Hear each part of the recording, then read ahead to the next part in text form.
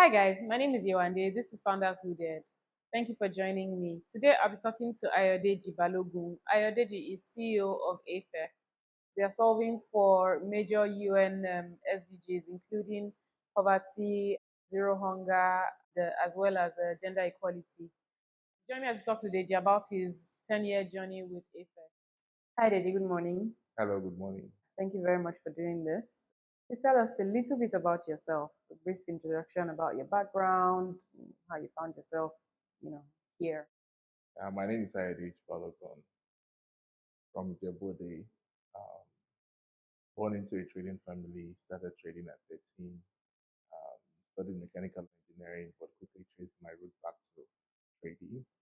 Um, Very focused on purpose.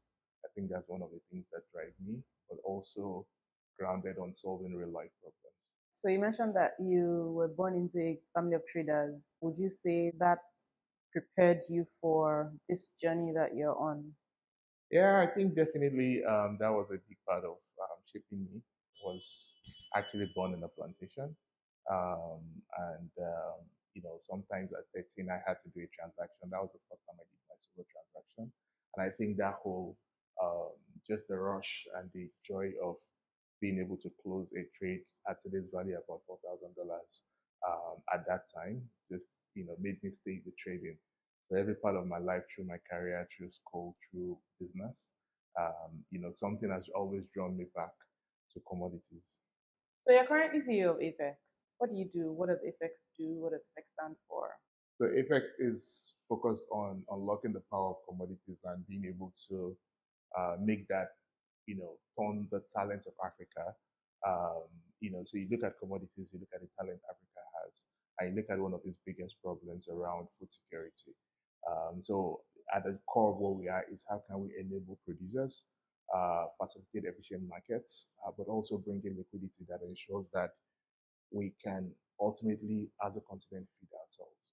So we're very focused around foods, both the ones for local consumptions, but the one Africa exports to the rest of the world for foreign income, and then finances all these other operations. We have three businesses within AFEX. One on one side works directly with farmers, and it's called AFEX Fair Trade, and it's focused on the trade infrastructure that allows that farmers can produce optimally, can make money and have a decent livelihood, but also you can manage post-harvest losses, aggregate commodities, and have efficient trade.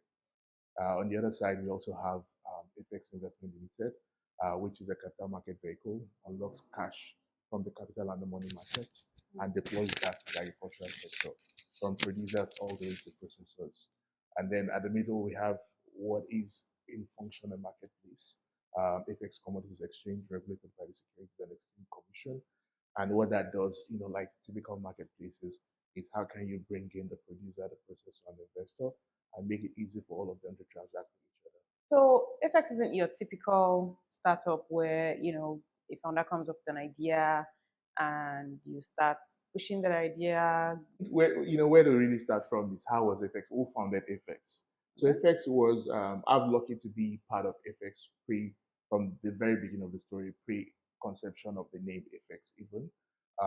But it was actually the bad idea of three founding investors, Ambassador Tendai Fraser, Mr. Tony Lumelu, and then Nicholas Beckgrain. So the three of them felt like they needed to solve something on the continent, something around capital. Most of them had done things around business, access to finance, capital markets, hospitality, but really not at the grassroots and really not at something that is so impactful like a commodities exchange. So the idea was then in 2012, and then that was how we started AFEX in Rwanda. Today, we have two principal investors of AFEX, Continent's Paramount Special Opportunity Fund, which is a fund out of Mauritius but operates from Nigeria. And then we have Sankore Capital, which is a Nigerian regulated entity that invests in assets like this. Basically, we can say that, you considered the team and you started this. Yes. Okay, so how has your journey been from then till now as CEO? So my first role, I was on the impact investment team that evaluated AFEX as a deal. At that time, I worked with the Tony Law Foundation and Air Holdings. to which was part of the investors at the beginning. It was a very interesting deal. At the end of the deal, for me, it felt like it brought three things that were very core to who I was, very defining for me. Technology was very important. Finance was one skill that I had. The third part of it was agriculture, who just was part of me as a person. So these three things made it very attractive. So I got a proposition to then go be part of the starting team from figuring out what the name was, figuring out what office space was, figuring out what, we're going to do, how we're going to fund the business, what the right funding structure was, what the right team composition, into market research strategy. My job at the time, at the beginning, was the business and investment officer for the group. Okay. And my job was to really take it from, we're going to go to this country, go and register a company, all the way to talking to the investors to access the capital that we will use for that operations, defining the strategy, building the team, and that was the end of my job at the time. So we had done Rwanda, we had done Kenya at the time, and my job was to come to Nigeria to do the same in 2013 into 2014. Okay. We were looking for a CEO for Nigeria after I'd finished, and I was supposed to go to another country and have a good life. But unfortunately, unfortunately, with the benefit of hindsight, I got stuck in Nigeria and I was appointed at the time to just stay back for additional 1 year. Interestingly, I had to travel 2 weeks after I got married to Rwanda to start the business there. And it's 10 years since Wow. then I think in 2015, I was appointed the country manager and then had the full responsibility for the P&L and also to build out the strategy, drive commercial execution, which was quite interesting doing state for the first time. Then in 2017, I was appointed the CEO for the business. So I had board responsibility, governance responsibilities at the time, and that's been the story till now. Okay. Yes, you were appointed CEO recently, but to a large extent, you've been responsible for the company from forever. Which aspects would you say are one, your strong suits, two, the ones that really call to you? I am forever a trader. That's not that's the thing that, if I wake up 4 a.m. in the morning like I always do, the first thing is to look at prices. That's my trader instinct. But then if you look at it, I always say that if I did this job at AFEX and we weren't working with smallholder farmers, I would probably have quit. So I feel like being able to have that connection with farmers, see how tremendous their life changes over time, see the quality and how much impact we can create as a private enterprise. I think that has been, sort of what keeps body, mind, and Very soul interesting together. and impressive journey. Thank you for that. Which aspects of all of this? So, yes, like clearly you love trading, but what aspects of being a CEO or being responsible for AFEX would you say are not exactly your strong suits and you wish that, you could be better at? So what, being a CEO, if you look at the CEO job, I typically say half of the job is finding the right people. The other half of it is getting out of the way and letting them do the work. I tend to struggle with that part of getting out of the way sometimes. So the training of being an engineer, being very much involved, and then coming from a very have Hands-on a very background. hands-on background where you are the HR, you are the head of finance, you are the chief loading Mhm. officer for the trucks, you are the head of logistics. So it took a while to just get into that point where you're like have that trust, build the right people, have them be able to deliver on the job. But I think with time you get better at it. That's probably one of the difficult parts. I also aren't great with details. I'm a very big picture, very creative kind of person. I like to look at a very big, complex problem and find ways to break it down into simple puzzles. Very engineering, troubleshooting like.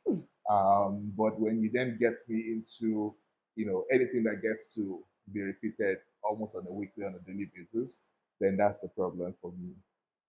Mundane tasks. I agree. Yeah. Okay, so it's safe to say that from the very beginning, there was a clear value. Our first commercial success was being able to unlock financing for some traders. So we're able to close, I think at the time, close to about ₦1 billion in trade finance for three processing companies, tied to warehouse receipts in 2014. That was the first commercial breakthrough. Of the three deals, we were able to finally disburse one and get into commercial transactions. The other two fell along the lines after we had closed, and that was good. But when I say the first defining point that says define what the journey of AFEX will be, and the point where we really felt like there was a product market fit, was at some point somewhere probably May 2015, 2005. I'm mixing the years. In May 2015. Okay. Yes. I was So the wondering, point where we had 2005? that product market fit was May 2015. And at that time, there was a glut in the market. Prices of commodities were quite low. Farmers were not encouraged to sell because they will sell at a loss. But the rain had started, and then they needed to also buy the inputs for the coming season. So it was like a double-edged sword. They sell now, they make a loss, and they don't have enough money to finance the next year's cultivation. They don't sell, then they don't have money to cultivate. So we're able to get into the mix, have a conversation, and then we tried the deal where we went to get fertilizer on credit for 3 months. We went to somebody that wanted to buy fertilizer, and we negotiated the price that we're going to. Now wanted to buy. We bought fertilizer on credit, and we're going to pay them in 3 months' time.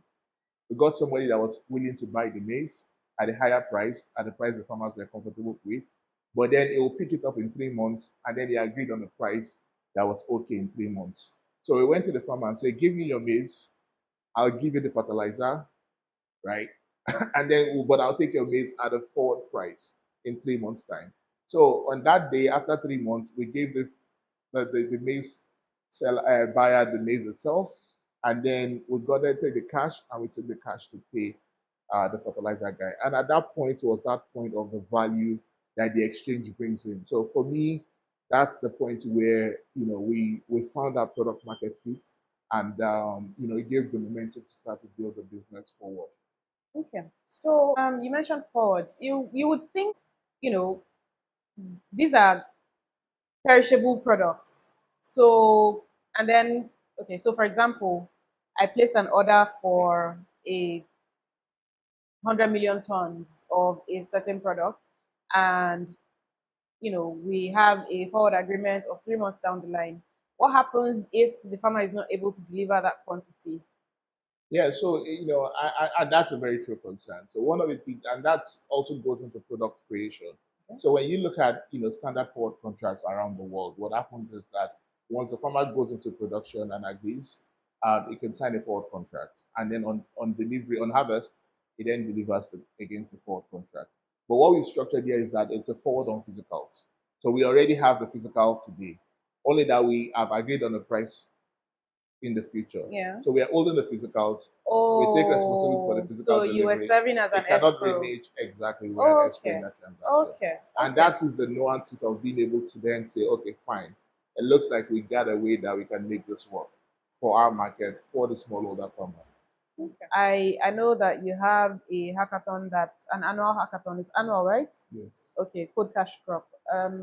How does this work? What is Code Cash Crop, and how has it helped AFEX? So, we started Cook Cash Up in 2019, and it came from a point of, it was just after we had gone through very difficult period from process and technology, and then finding that need for how much technology will support your growth as an organization and help you stabilize processes and improve data and information, for management.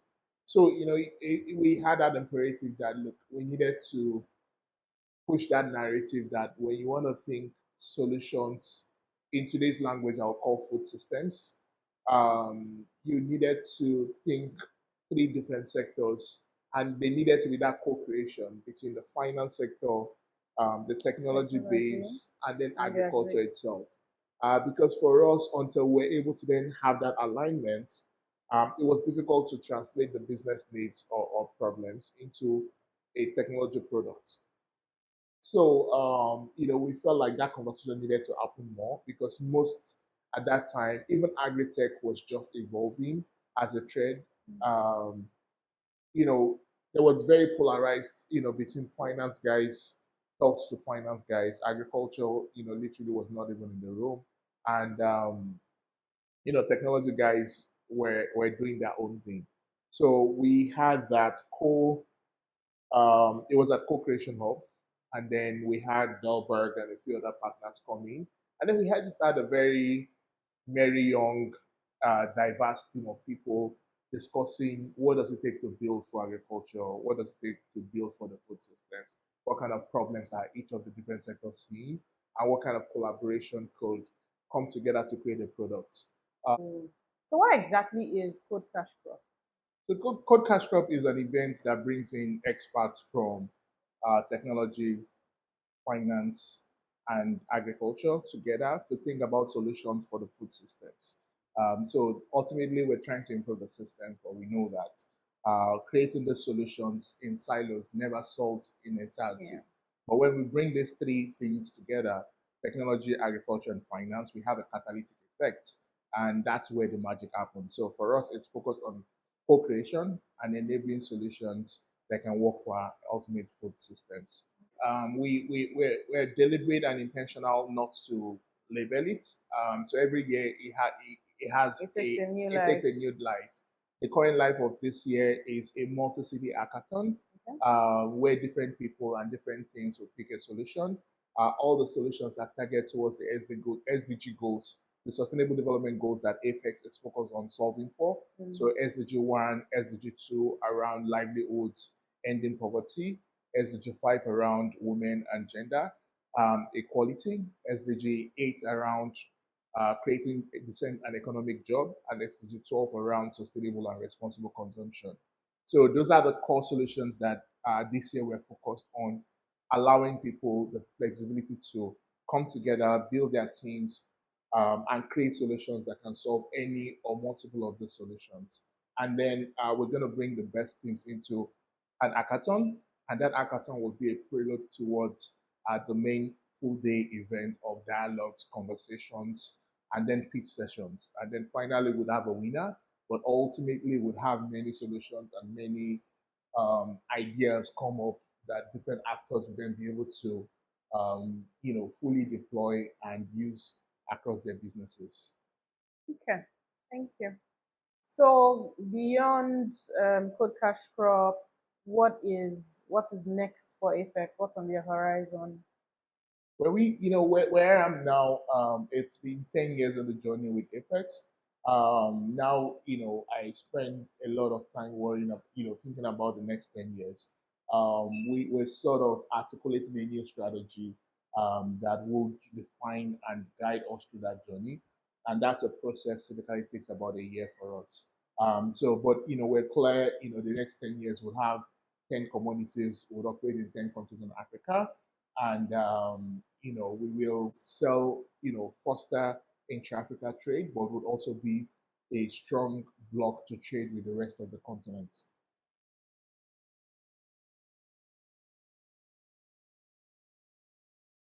I'd like for you to tell new founders and our listeners what it is that makes you tick.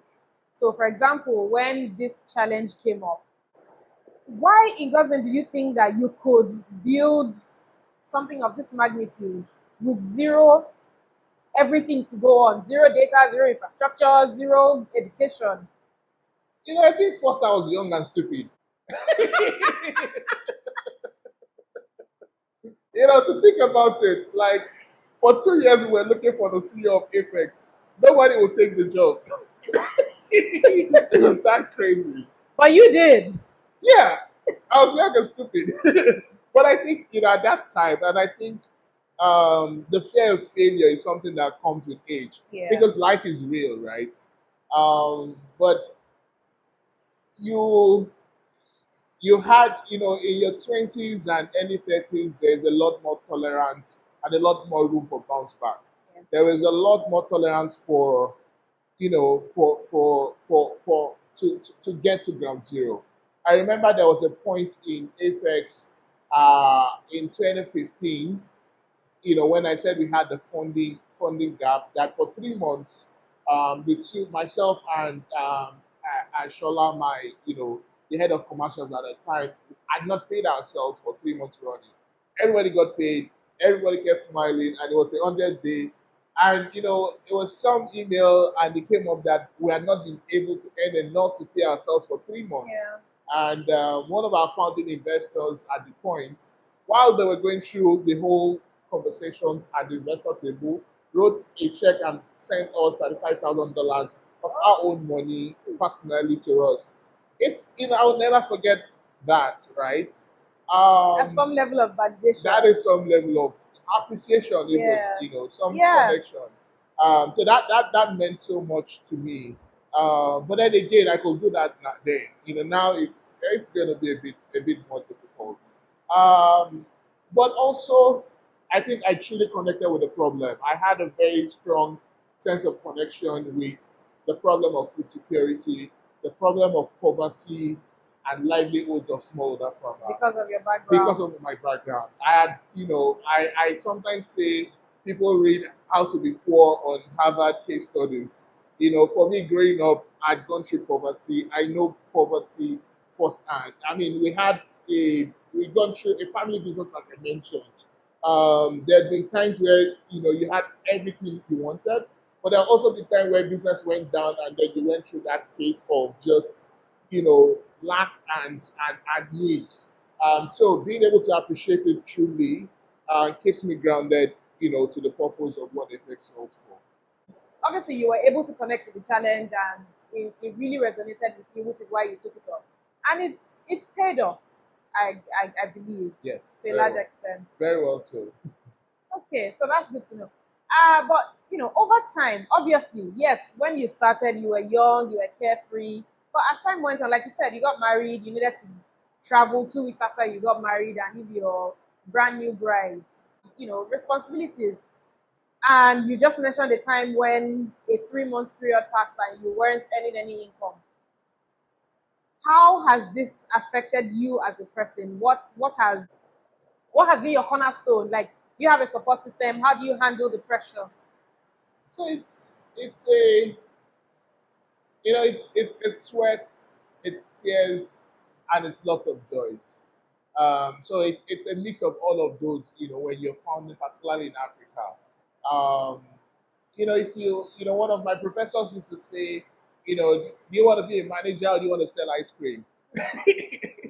Make a choice.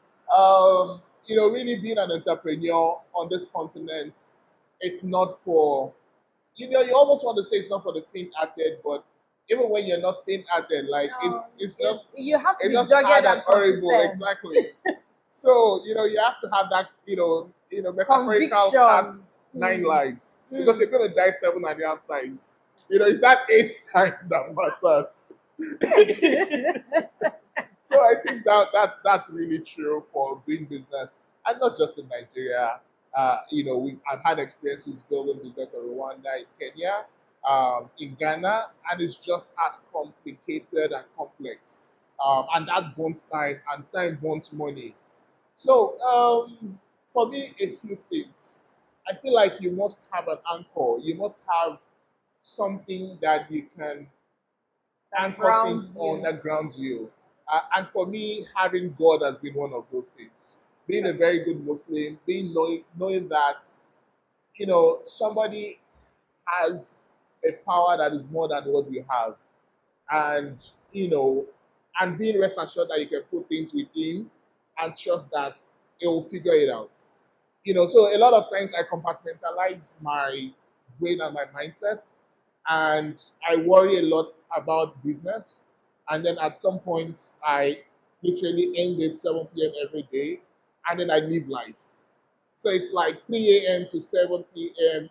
is work And then and the 7 work problem, p.m. and is 7 family. p.m. is non-work. So it's like two different lives Yeah. every day, which allows me to refresh. So and but that switch happens only if you trust that this is now with someone that has this. And for me, that's work. Different people would have different ways to manage it, but having that superior power sort of helps me resonate things. I grew up, with meditation. I grew up with meditation as a child. I lost touch with it for a very long time.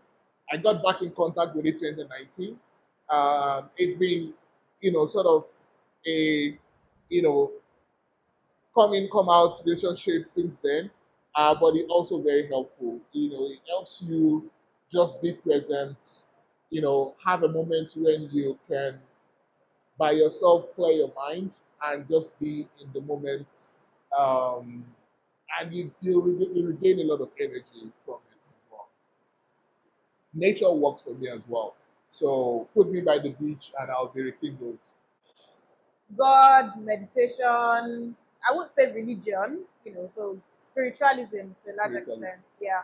Meditation, relaxation. Do you have any other outlet? Do you have something that you do, maybe like a hobby that, I sleep.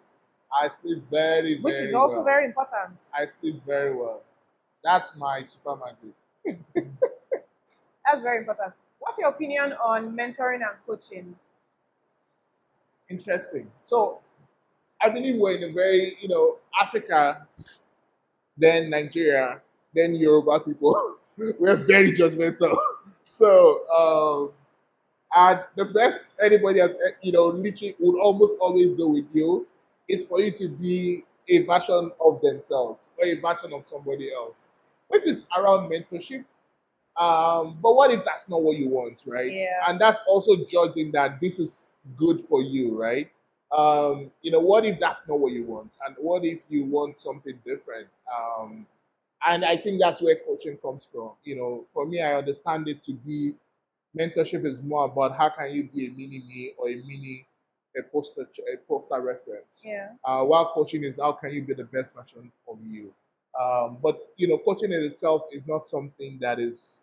It's very deep connections. It's very trust based, and it's something I continue to learn how to do, and how to be able to respect people's view and where they come from. Okay. Thank you very much, Deji. This has been very insightful and very interesting. I appreciate the honesty in your answers and the full-fledged responses.